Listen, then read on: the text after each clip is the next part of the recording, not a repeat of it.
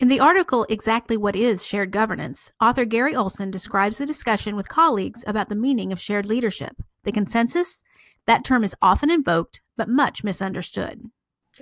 Some of our employees believe that shared governance literally means that a committee votes on some new plan or proposal, and that's it. It gets implemented. A faculty leader at my institution said, shared leadership means the faculty delegate the governance of the college to administrators, whose role is to provide a support network for faculty and spare them of the more distasteful managerial labor. Shared leadership is not a simple matter of committee consensus or the faculty's engaging administrators to take on the dirty work, or any number of other common misconceptions.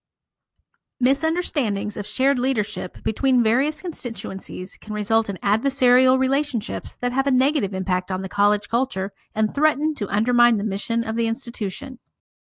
Evidence shows that when employees are involved in decision-making, there is greater organizational commitment, improved performance, reduced absenteeism and turnover, and greater job satisfaction. And experience proves that a team that includes workers closest to the action, a team that can see a situation through multiple lenses, will make more knowledgeable, informed decisions.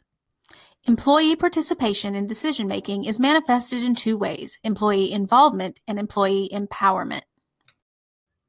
Employee involvement means that employees have a voice in decisions that affect their job or the institution as a whole.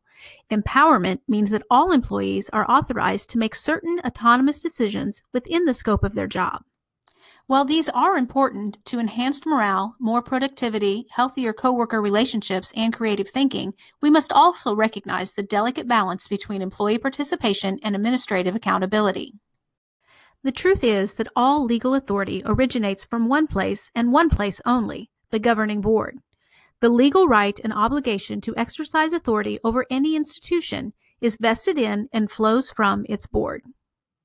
Typically, the board then formally delegates authority over the day-to-day operations of the institution to the president, who in turn may delegate authority over certain parts of management to other officials. For example, granting authority over academic personnel and programs to the chief academic officer, and so on. Shared leadership has come to imply two complementary and sometimes overlapping concepts, giving various groups of people a share in key decision-making processes, often through elected representation, involvement, and allowing certain groups to exercise primary responsibility for specific areas of decision-making, empowerment. To illustrate the first notion of how shared leadership works, let's consider a hiring team. In this case, involvement means that faculty, staff, and sometimes students have an opportunity to participate in the process. The search committee evaluates applications, chooses finalists to invite to campus, conducts interviews, and determines which of those finalists are acceptable. Then it's up to the hiring manager to ensure that the background checks are conducted and to negotiate a suitable agreement with the best candidate. Ultimately, however, the authority to hire resides with the Board of Trustees.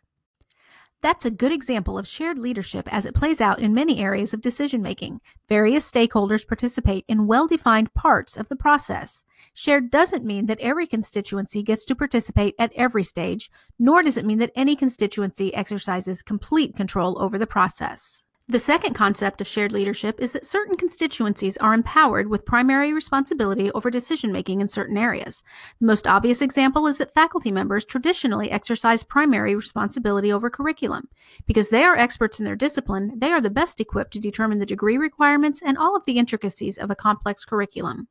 But even in this second sense of shared leadership, in which faculty members exercise a great deal of latitude over the curriculum, a committee vote is not necessarily the final word. Even curricular changes must be approved by an accountable officer, a dean or the chief academic officer, and sometimes even the president or the board of trustees. True shared leadership attempts to balance maximum participation in decision-making through involvement and empowerment with clear accountability. That's a difficult balance to maintain, which may explain why the concept has become so problematic. Genuine shared leadership gives voice, but not necessarily ultimate authority, to concerns common to all constituencies. The key to genuine, successful shared leadership is broad and unending communication. When various groups of people are kept in the loop and understand what developments are occurring, and when they're invited to participate as true partners, the institution prospers. That, after all, is our common goal. Created using Powtoon.